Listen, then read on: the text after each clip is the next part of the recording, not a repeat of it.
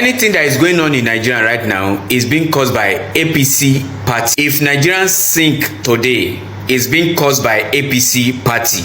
Those people that have been mercilessly by Fulani group is being caused by APC party. If anything happened to me today, is being caused by APC party. If anything happened to you today, is being caused by APC party. Because APC are proving to us Nigeria that they are not capable of ruling us as people. Is there insecurity before in Nigeria? Yes, just like every other country. But Nigerian police, soldiers stuck with them. Immediately APC emerged as ruling party, it get out of hand. You know why? Because they are the one that invite this insurgency to the country because of their selfish reason. Now it has gotten out of hand that they cannot control it. We keep blaming Fulani all the time for all the atrocity being committed in Nigeria and forget the origin of the problem, which is the APC party. APC party, because of their greediness, they invite this group of people into the country just to unseat coward Jonathan. A lot of you always say Jonathan is a brave man, that he just leave the seat so that there will not be issue. But this video is not for Jonathan. I will leave him for another. Jonathan is a coward president because Buhari said if he no win, Babu blood go flow. Jonathan, jejely because of saying believe saying be peacemaker, which me I see as cowardness, in leave the sea. Now Babu blood wey Jonathan no one make it flow that time, e never overflow now. But if be say Jonathan stand in ground, behave the way these APC people behave, the problem of Nigeria for don solve by now. Like I said, a lot of you will always want to blame Fulani, say Fulanis are the problem. But you forget to blame those people that bring them in. Because Fulani used to be in Nigeria and they don't behave like this. Have you ever think of it? Fulanis are in Ghana and they don't behave like this. But the way Fulanis are behaving right now, now because of the hand where APC party give them. Fulani have lived forever with us. And they know they perpetrate evil, like they always do it for their own region alone. But the upper hand wey be say they go leave their region, come every region, they perform all these things where they perform.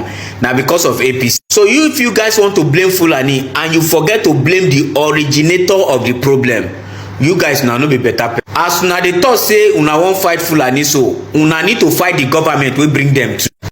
You see, basically there are two explanations to why the government is allowing this kind of an act to go unpunished. It's either the government is incompetent or in bed with these radicals, or secondly, the government is seeing sense in this concept of negotiating with these people, but they are not coming out to tell everybody. On the part of incompetency, I don't see any reason why this man should not be arrested. Because first of all, these are terrorists we are talking about.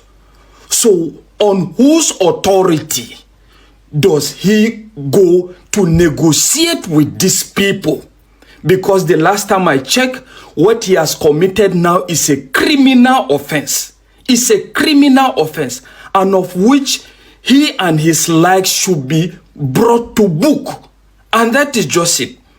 But on the part of the federal government seeing this as a way to go as well, the federal government should also help concerned citizens and innocent citizens. Like number one, first of all, withdrawing these soldiers you are sending to go and fight this thing that you know that they are not the ones to fight. Save the innocent life of these innocent soldiers. Let them go and negotiate with them. Withdraw them and send them to places where they are recognized and where their actions will be justified and supported by the majority community. That is just it. And let's tell ourselves the truth. There is no amount of operation soldiers can carry out in these places that believes in negotiating with these radical bandits that it will be a success. Because first of all, the community will serve as number one informants to these people in regards the advancement of soldiers and any other means. And that is just it. And let's face it, sincerely, that is why I keep saying regional government, regionalization. Even if we can't even have regional government, let's have a semblance of regional government, in the sense that If you're to have a regional government now, you will not have a bunch of collection of lawmakers from different areas with different ideologies and different concepts and school of thought just coming out to share. Those in favor say I, this one say I, and this is issue that affects some certain groups that he's clueless about. And that is just it. So let them vote let the voting according to things that concerns a particular region be based on the lawmakers that represent that region. When it comes to national security and international relationship now, then we can now have the majority vote of the House. Same to the House of Representatives. What are we saying? Let's not deceive ourselves. And in short, the call for regional police is overdue. Regionalize this thing, state police, and let everybody go and face this issue.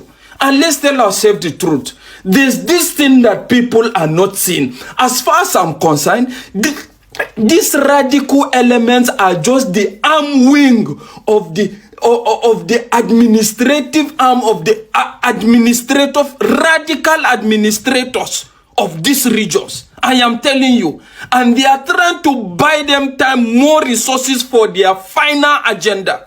And lastly, to this middle belt most especially, and regions that are faced with these things, I am telling you, don't wait for the federal government to do everything for you.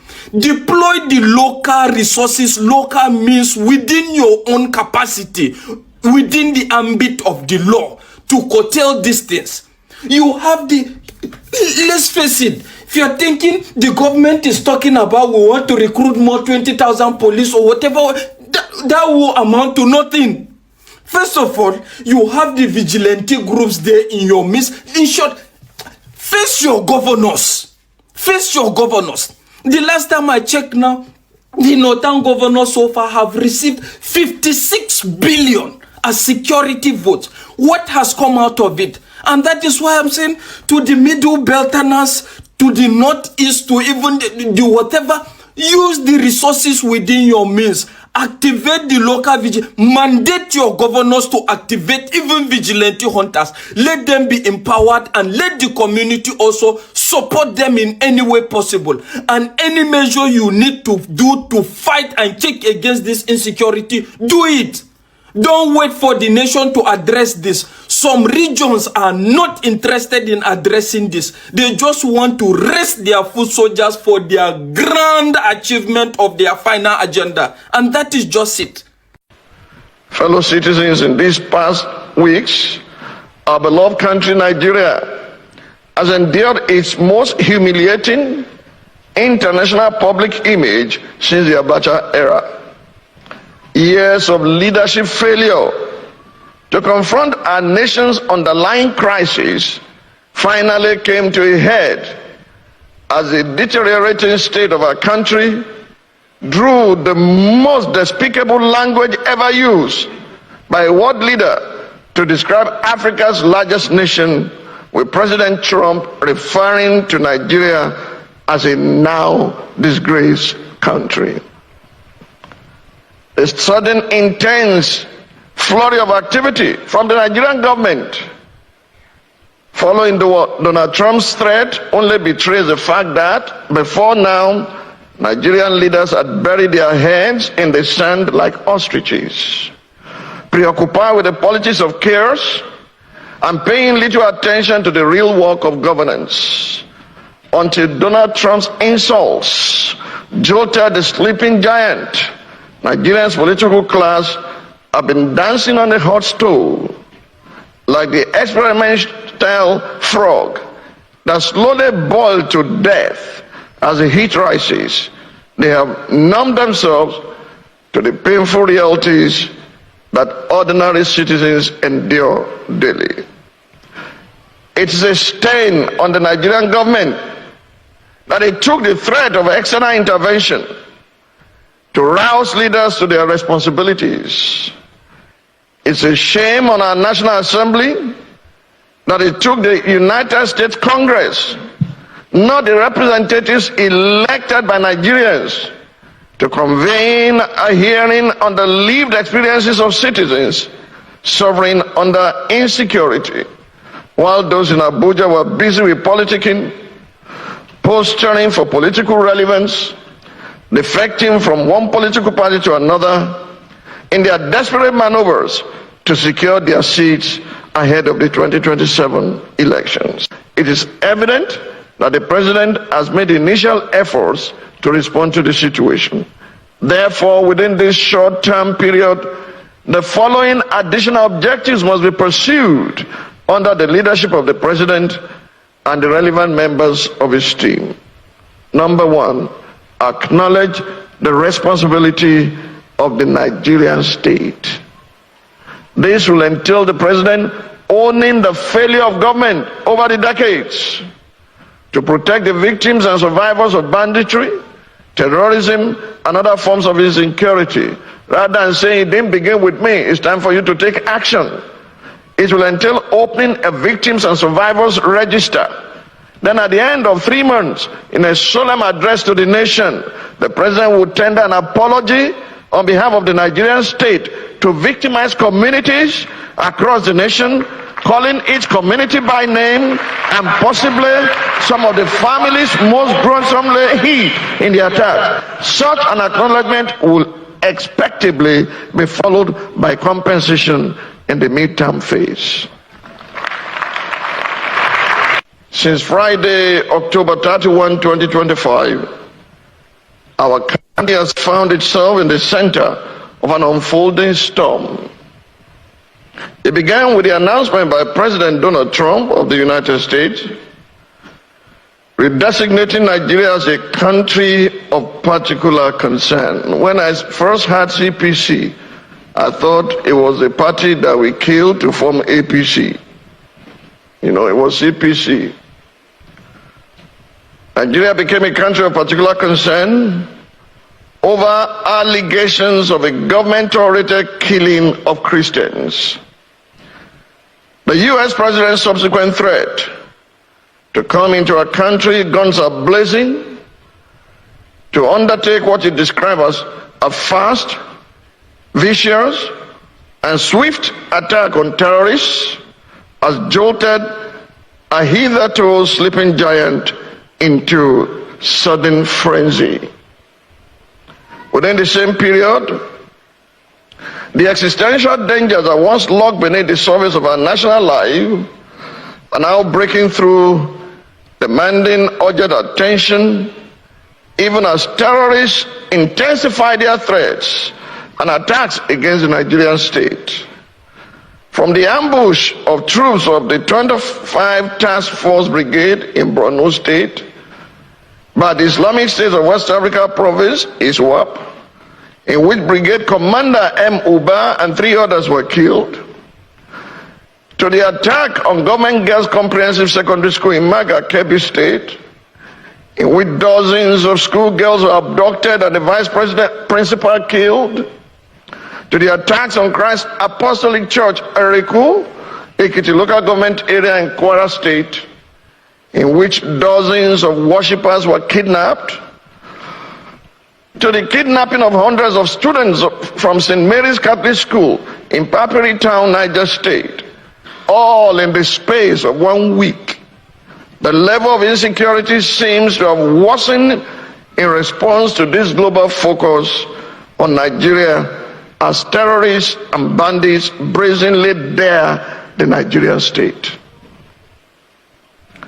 While we rejoice at the release of some of the kidnapped victims, including the Kebbi school girls and the Kwara church worshippers, as well as the escape of some of the pupils kidnapped in Papiri, Niger State, the secrecy-shrouded circumstances of their release leave more questions than answers.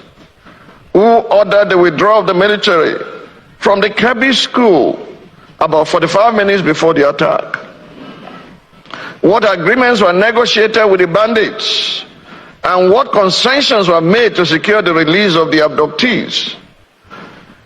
The continuing attacks on communities further underscore the need for fundamental interventions that go to the very essence of our nationhood and the quality of governance in both domestic and foreign policy contexts.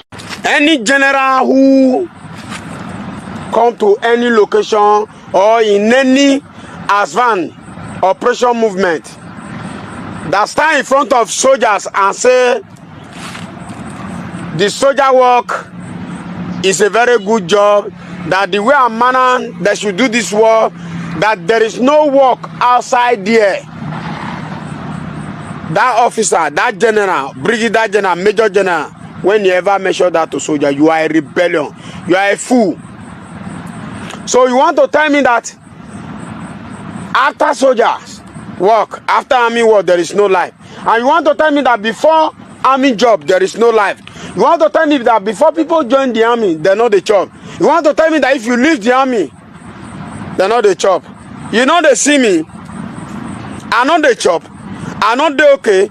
Any officer when he stand in front of soldier, they address and say army work is the only work. Make them manage the work. That work not day outside in Nigeria. Work not day after the surgery work. There is no work. That the way manner they should manage the soldier work. That officer, you are a useless officer.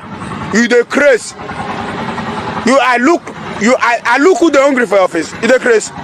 Sir, you come to soldier front be telling us there is no work outside there.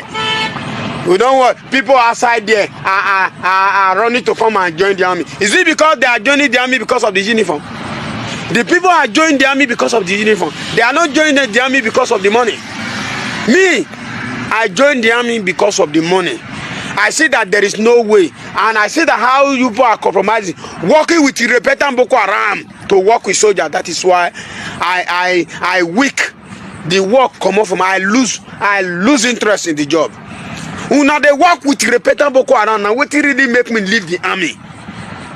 Don't be say because of anything. If to say I not go operation for Maiduguri, I for still the army. If to say I not go operation for Maiduguri, I for still the Nigerian army today. Now when I go operation for Maiduguri, I see how they compromise. They ask soldiers to work with terrorists.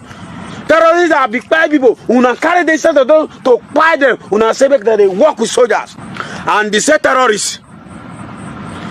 Una go so una give them pass, make they go see their family. Some of them go follow their go, they not go come back again. They'll go join them back. They don't gather more evidence. That's how you people are buying the army. Most of the operation that is happening and successful by ISWAP in Maiduguri was being caused by the commanding officers. All the whole successful operation when Boko Haram they carry when they successful. Now commanding officer they cause them. Major General Abaka, you are the theater command. Look at what is happening under your command. You are a failure. I say you be failure. You be failure. Una want make a kick right now lie. Armies are compromising. Compromising word is a very heavy word. They know all about the insecurity. They know they push themselves to inside the bush. They go use helicopter land for location. They go use helicopter go. Why the poor that they send to go and buy for Nigeria will pass through the ground. All the whole operation when they happen for Maiduguri, all the whole commanding officer they are aware. If you say you are not aware, come to my region, come follow me swear Ayelala, because Ayelala is only what I believe now. So I'm sending this message to officer who will come to the front of soldier, be addressing soldier and telling soldier there is no job outside there. After before army, there is no job. I pour on a speed for face for deceiving innocent Nigerians. Because I say people see the guy might say they join army. Una they hide what they happen, the horror film when they happen. Una they bring the ceremonial video when they happen for the system. Then make people they run come join enter. Very soon I go they post the thing. Because una be commanding officer, una go just carry una no send belle stay for Abuja. They enter play the helicopter the visit to una don't know what they happen. Una don't know about what they happen for the war front. After they don't back from now, go there, Congo they pick dead bodies everywhere. If na no they compromise, I'm gonna tell me how they take they dislodge a military base. Una make Nigeria to feel that you people are a failure. you now they put mind for una say una go protect us, but they don't see say una be failure because of compromising, because of compromisation. They don't fail. Una don't fail Nigeria. Make I no hear or see any video from any officer that is addressing soldiers there. After soldier work, there is no work outside here. There is work. Soldiers, army, other ranks, there is work outside here. Very soon, I go post when I dey army, and I go post when I come out for army. I see things. What did they do? That's why I come out. I lost interest. You cannot sell me to achieve. You cannot sell me and use my sweat to enrich your wife and children. I'm mad. Now make me come out. That is I don't get sense. I get sense. So any officers, be careful. Don't be telling soldiers that there is no job outside there. There is job outside here. Good day to our viewers all over the world, and welcome back to Local Journal. You've heard everything Nigerians are saying about the insecurity and about the current party that brought this whole insecurity to Nigeria, which is the current administration of APC. We've heard even Pastor Bakare, who has been silent all this while, also coming out to lambast them as well. And we've heard the suggestions of Nigerians saying that it's better this country is properly restructured so that we can have peace in this country. So what do you think? What in your own opinion do you think is the solution to this whole problem we are facing? Can you drop what you think about this in the comment section? And if today is your first time to visit our channel, please kindly like, share and subscribe to our channel.